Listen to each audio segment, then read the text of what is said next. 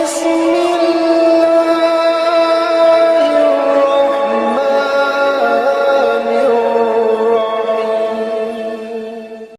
علیکم دوستو، آج ہم حضرت خدیجہ رضی اللہ عنہ کی زندگی کے بارے میں بات کریں گے کہ اسلام سے پہلے وہ کس طرح رہتی تھی اور ان کے والد کس طرح فوت ہوئے اور حضرت محمد صلی اللہ علیہ وسلم سے ان کی شادی کس طرح ہوئی۔ تو دوستو، ویڈیو میں آگے بڑھنے سے پہلے آپ سے گزارش ہے کہ اگر آپ نیو ہیں تو چینل کو سبسکرائب کر دیں اور ویڈیو اچھی لگنے کی صورت میں لائک اور کمنٹ کریں۔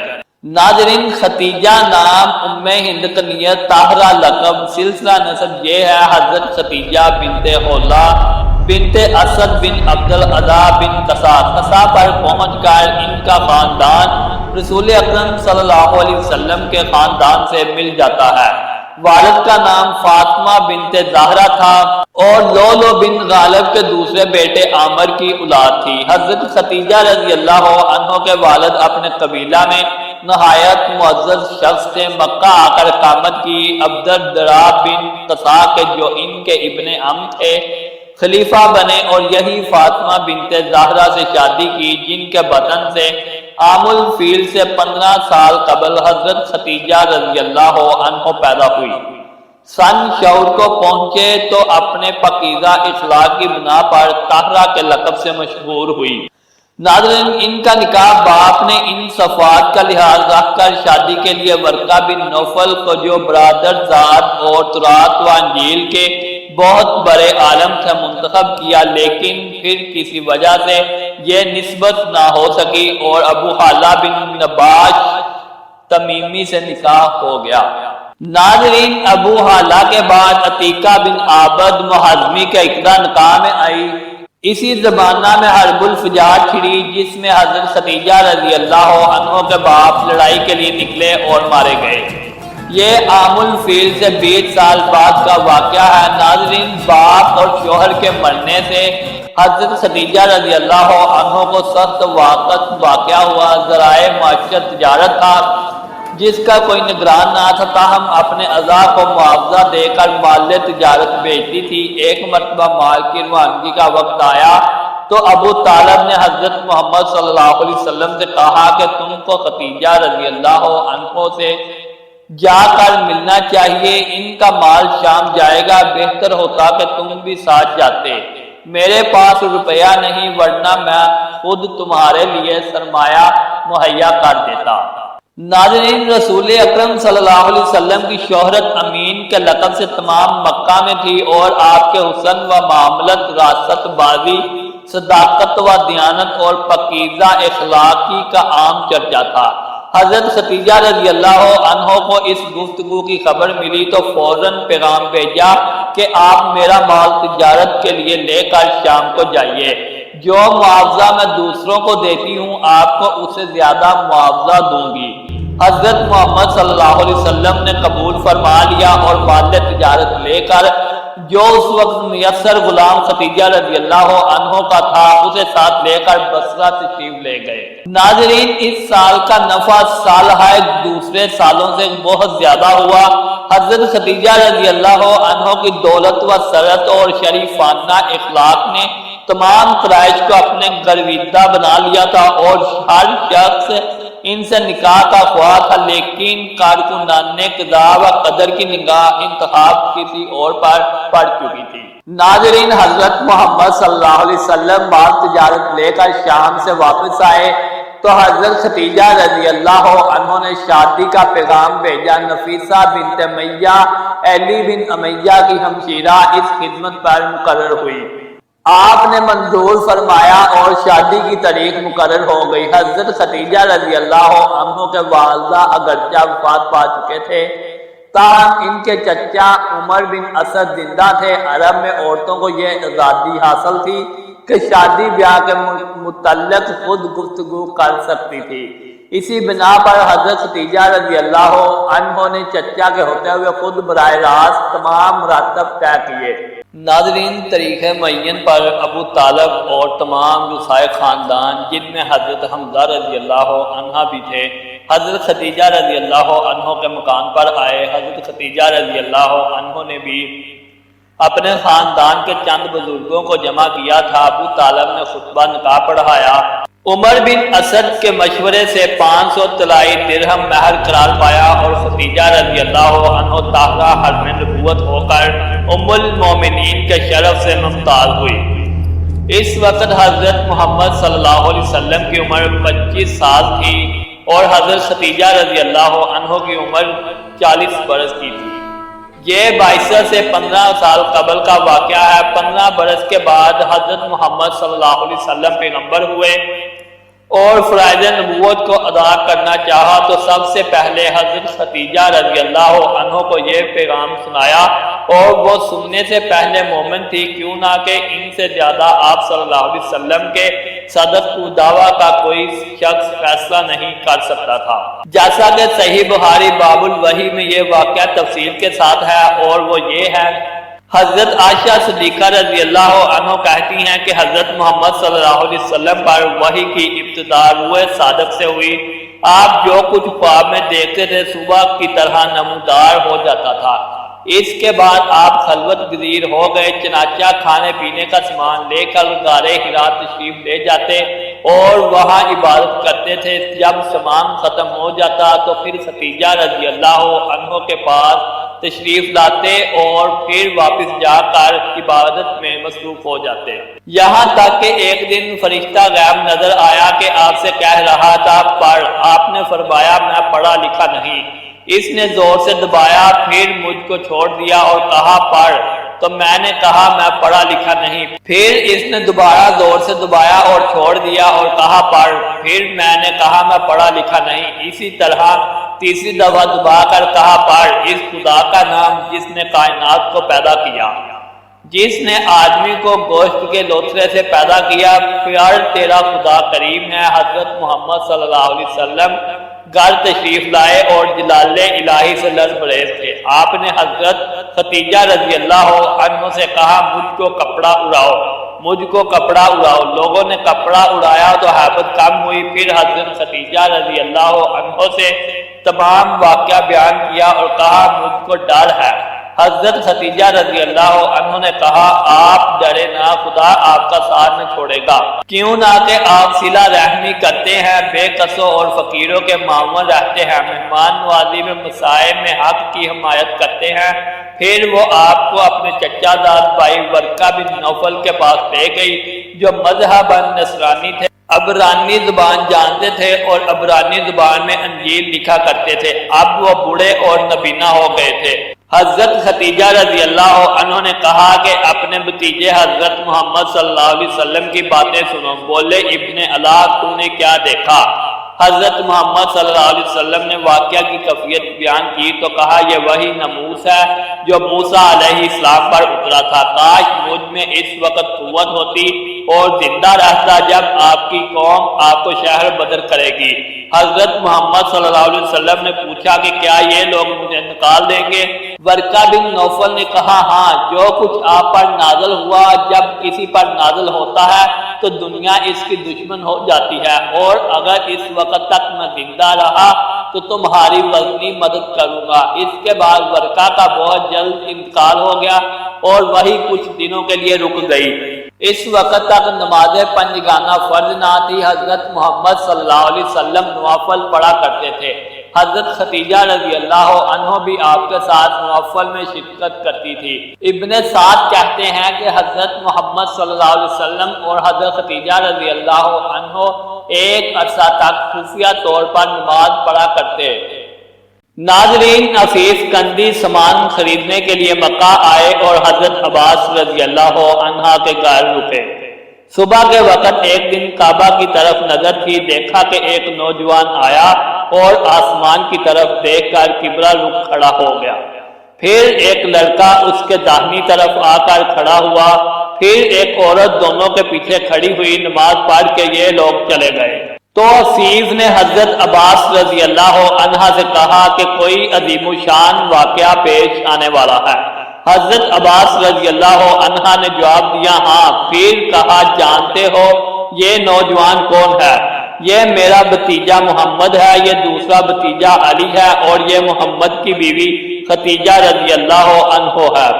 میرے بھتیجے کا خیال ہے کہ اس کا مذہب پروردگار عالم کا مذہب ہے اور وہ جو کچھ کرتا ہے اس کے حکم سے کرتا ہے۔ دنیا میں جہاں تک مجھ کو علم ہے اس خیال کے صرف یہی 3 شخص ہیں۔ ناظرین، حضرت ختیجہ رضی اللہ عنہ نے صرف نبوت کی تصدیق ہی نہیں کی بلکہ آغاز اسلام میں حضرت محمد صلی اللہ علیہ وسلم کی سب سے بڑی معین و مددگار ثابت ہوئی۔ ناظرین، حضرت محمد صلی اللہ علیہ وسلم کو جو چند سال تک کفار مکہ اذیت دیتے ہوئے ہچکچاتے تھے، اس میں بڑی حد تک حضرت ختیجہ رضی اللہ عنہ کا اثر کام کر رہا تھا۔ آپ کو پہلے بتا چکے ہیں کہ آغاز نبوت میں جب حضرت محمد صلی اللہ علیہ وسلم کی زبان سے یہ الفاظ نکلے کہ مجھ کو ڈر ہے، تو انہوں نے کہا آپ نہ ڈریں، خدا آپ کا ساتھ نہ چھوڑے گا۔ دعوت اسلام کے سلسلے میں جب مشرکین نے آپ کو طرح طرح کی اذیتیں پہنچائی تو حضرت ختیجہ رضی اللہ عنہ نے آپ کو تسلی اور تشفی دی استیاب میں۔ ناظرین، حضرت محمد صلی اللہ علیہ وسلم کو مشرکین کی تدابیر یا تکذیب سے جو کچھ صدمہ پہنچتا، حضرت ختیجہ رضی اللہ عنہ کے سامنے آ کر دور ہو جاتا تھا، کیوں نہ کہ وہ آپ کی باتوں کی تصدیق کرتی تھی اور مشرکین کے معاملے کو آپ کے سامنے ہلکا کر کے پیش کرتی تھی۔ ناظرین، 7 ہجری نبوی میں جب قریش نے اسلام کے تباہ کرنے کا فیصلہ کیا تو یہ تدابیر سوچی کہ حضرت محمد صلی اللہ علیہ وسلم اور آپ کے خاندان کو ایک گھاٹی میں مسحور کیا جائے۔ چنانچہ ابو طالب مجبور ہو کر تمام خاندان ہاشم کے ساتھ شیب ابی طالب میں پناہ گزین ہوئے۔ حضرت ختیجہ رضی اللہ عنہ بھی ساتھ آئی۔ سیرت ابن ہشام میں ہے اور وہ حضرت محمد صلی اللہ علیہ وسلم کے ساتھ شیب ابو طالب میں تھی۔ ناظرین، 3 سال تک بنو ہاشم نے اس خسارے میں بسر کیے۔ یہ زمانہ ایسا سخت گزرا کہ طلاق کے پتے کھا کھا کر گزارا کرتے تھے۔ تاہم اس زمانہ میں بھی حضرت ختیجہ رضی اللہ عنہ کے اثر سے کبھی کبھی کھانا پہنچ جاتا تھا۔ چنانچہ ایک دن حکیم بن حزم نے، جو حضرت ختیجہ رضی اللہ عنہ کا بھتیجا تھا، تھوڑے سے گہو اپنے غلام کے ہاتھ حضرت ختیجہ رضی اللہ عنہ کے پاس بھیجے۔ راہ میں ابو جہل نے دیکھ لیا اور چھین لینا چاہا۔ اتفاق سے ابو الخطری کہیں سے آ گیا اور اگرچہ کافر تھا لیکن اس کو رحم آیا۔ ابو جہل سے کہا، ایک شخص اپنی پھپھی کو کھانے کے لیے کچھ بیچتا ہے تو تمہیں کیا تکلیف ہے، تم کیوں روکتے ہو؟ ناظرین، حضرت ختیجہ رضی اللہ عنہ کی بہت سی اولاد ہوئی۔ ابو حالہ سے، جو ان کے پہلے شوہر تھے، 2 لڑکے پیدا ہوئے جن کے نام حالہ اور ہند تھے۔ دوسرے شوہر یعنی عتیقہ سے ایک لڑکی پیدا ہوئی، اس کا نام بھی ہند تھا۔ حضرت محمد صلی اللہ علیہ وسلم سے 6 اولادیں ہوئیں، 2 صاحبزادے جو بچپن میں انتقال کر گئے اور 4 صاحبزادیاں، نام جو آپ کو بتاتے ہیں۔ حضرت قاسم رضی اللہ عنہ حضرت محمد صلی اللہ علیہ وسلم کے سب سے بڑے لڑکے تھے۔ انہی کے نام پر آپ ابو القاسم کنیت رکھتے تھے۔ سغرا سنی میں مکہ میں انتقال کیا، اس وقت آپ چلنے پھرنے لگے۔ ناظرین، نمبر 2 پر حضرت زینب رضی اللہ عنہ حضرت محمد صلی اللہ علیہ وسلم کی سب سے بڑی صاحبزادی تھی۔ نمبر 3 حضرت عبداللہ نے بہت کم عمر پائی، کیوں نہ کہ زبانہ نبوت میں پیدا ہوئے تھے، اس لیے طیب اور طاہر کے لقب سے مشہور ہوئے۔ نمبر 4 حضرت رقیہ۔ نمبر 5 حضرت ام کلثوم رضی اللہ عنہ۔ نمبر 6 حضرت فاطمہ الزہرا۔ ان سب میں تقریباً 1 سال یا اس سے تھوڑا زیادہ کا فرق تھا۔ حضرت ختیجہ رضی اللہ عنہ اپنی اولاد کو بہت چاہتی تھی اور کیوں نہ کہ دنیا نے بھی ساتھ دیا تھا، یعنی صاحب سرت تھی، اس لیے عقبہ کی لونڈی سلمہ کو بچوں کی پرورش پر مقرر کیا تھا۔ وہ ان کو کھلاتی اور دودھ پلاتی تھی۔ ازواج مطہرات میں حضرت ختیجہ رضی اللہ عنہ کو بعض خاص خصوصیات حاصل ہیں۔ وہ حضرت محمد صلی اللہ علیہ وسلم کی پہلی بیوی ہیں۔ وہ جب ابتدا نکاح میں آئی تو ان کی عمر 40 برس کی تھی، لیکن حضرت محمد صلی اللہ علیہ وسلم نے ان کی زندگی میں دوسری شادی نہیں کی۔ حضرت ابراہیم علیہ السلام کے سوا حضرت محمد صلی اللہ علیہ وسلم کی تمام اولاد انہی سے پیدا ہوئی۔ ناظرین، ام المومنین حضرت ختیجہ طاہرہ رضی اللہ عنہ کی عظمت و فضیلت کا اندازہ اس سے ہو سکتا ہے کہ حضرت محمد صلی اللہ علیہ وسلم نے جب فرض نبوت ادا کرنا چاہا تو فضائے عالم سے ایک آواز بھی آپ کی تائید میں نہ اٹھی۔ کوہ ہرا، وادی عرفات، جبل فران، غرض تمام جزیرہ عرب آپ کی آواز پر ایک پیکر تصور بنا ہوا تھا، لیکن اس عالمگیر خاموشی میں صرف ایک آواز تھی جو فضائے مدینہ میں تموت پیدا کر رہی تھی۔ یہ آواز حضرت خدیجہ طاہرہ رضی اللہ عنہ کی تھی، جو اس ظلم قدا کفر و ضلالت میں انور الہی کا دوسرا تجلی گاہ تھا۔ حضرت خدیجہ رضی اللہ عنہ وہ مقدس خاتون ہیں جنہوں نے نبوت سے پہلے بت پرستی ترک کر دی تھی۔ چنانچہ مسند ابن حنبل میں روایت ہے کہ حضرت محمد صلی اللہ علیہ وسلم نے حضرت خدیجہ رضی اللہ عنہ سے فرمایا، باخدا میں کبھی لات و عزی کی پرستش نہ کروں گا۔ انہوں نے جواب دیا کہ لات کو جانے دیجیے، عزی کو جانے دیجیے، یعنی ان کا ذکر بھی نہ کیجیے۔ حضرت محمد صلی اللہ علیہ وسلم نے جب نبوت کی صدا بلند کی تو سب سے پہلے انہی نے اس پر لبیک کہا۔ حضرت محمد صلی اللہ علیہ وسلم اور اس کو ان کی ذات سے جو تقویت تھی وہ سیرت نبوی صلی اللہ علیہ وسلم کے ناظرین ایک صفحہ سے نمایاں ہے۔ ابن ہشام میں ہے، وہ اسلام کے متعلق حضرت محمد صلی اللہ علیہ وسلم کی سچی مشیرکار تھی۔ حضرت محمد صلی اللہ علیہ وسلم سے ان کو جو محبت تھی وہ اس سے ظاہر ہے کہ باوجود اس تمول اور اس دولت و ثروت کے جو ان کو حاصل تھی، حضرت محمد صلی اللہ علیہ وسلم کی خدمت خود کرتی تھی۔ چنانچہ صحیح بخاری میں روایت ہے کہ ایک مرتبہ حضرت جبرائیل علیہ السلام نے حضرت محمد صلی اللہ علیہ وسلم سے عرض کی کہ خدیجہ برتن میں کچھ لا رہی ہے، آپ ان کو خدا کا اور میرا سلام پہنچا دیجیے۔ حضرت محمد صلی اللہ علیہ وسلم کو حضرت زید بن حارثہ رضی اللہ عنہ سے سخت محبت تھی، لیکن وہ مکہ میں غلام کی حیثیت سے رہتے تھے۔ حضرت خدیجہ رضی اللہ عنہ نے ان کو آزاد کیا اور اب وہ کسی دنیاوی رئیس کے خادم ہونے کے بجائے شہنشاہ رسالت رسول اکرم صلی اللہ علیہ وسلم کے غلام تھے۔ ناظرین، حضرت محمد صلی اللہ علیہ وسلم کو حضرت خدیجہ رضی اللہ عنہ سے بے انتہا محبت تھی۔ آپ نے ان کی زندگی تک دوسری شادی نہیں کی۔ ان کی وفات کے بعد آپ کا معمول تھا کہ جب گھر میں کوئی جانور ذبح ہوتا، آپ ڈھونڈ ڈھونڈ کر ان کی سہیلیوں کے پاس گوشت بھجواتے تھے۔ حضرت عائشہ صدیقہ رضی اللہ عنہ کہتی ہیں کہ گو میں نے حضرت خدیجہ رضی اللہ عنہ کو نہیں دیکھا، لیکن مجھ کو جس قدر ان پر رشک آتا تھا کسی اور پر نہیں آتا تھا، جس کی وجہ یہ تھی کہ حضرت محمد صلی اللہ علیہ وسلم ہمیشہ ان کا ذکر کیا کرتے تھے۔ ایک دفعہ میں نے اس پر آپ کو رنجیدہ کیا، لیکن آپ نے فرمایا کہ خدا نے مجھ کو ان کی محبت دی ہے۔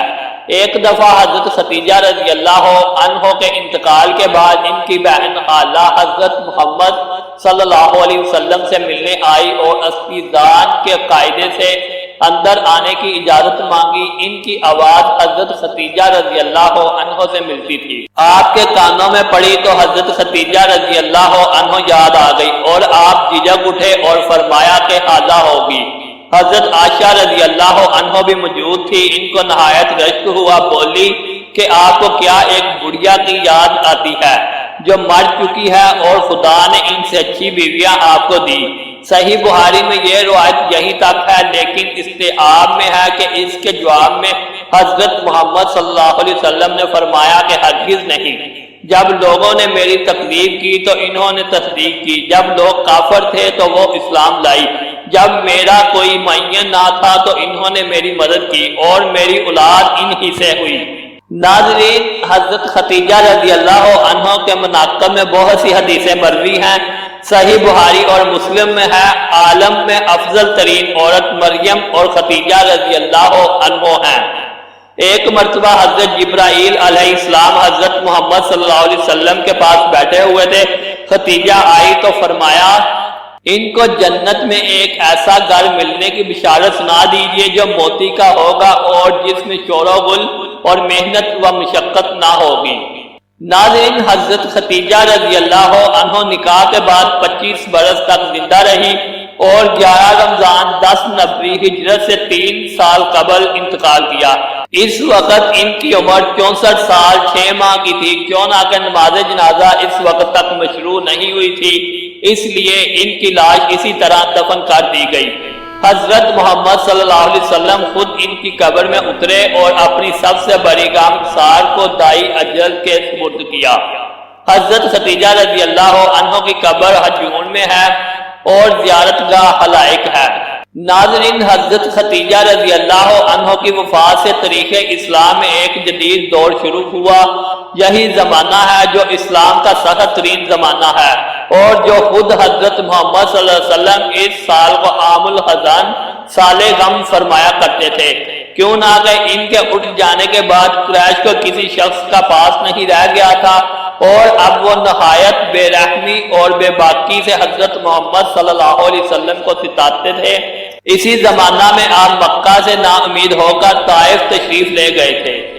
دوستو، یہ تھی آج کی ویڈیو۔ اگر اچھی لگے لائک کریں، کمنٹ کریں اور چینل کو سبسکرائب کریں۔ شکریہ۔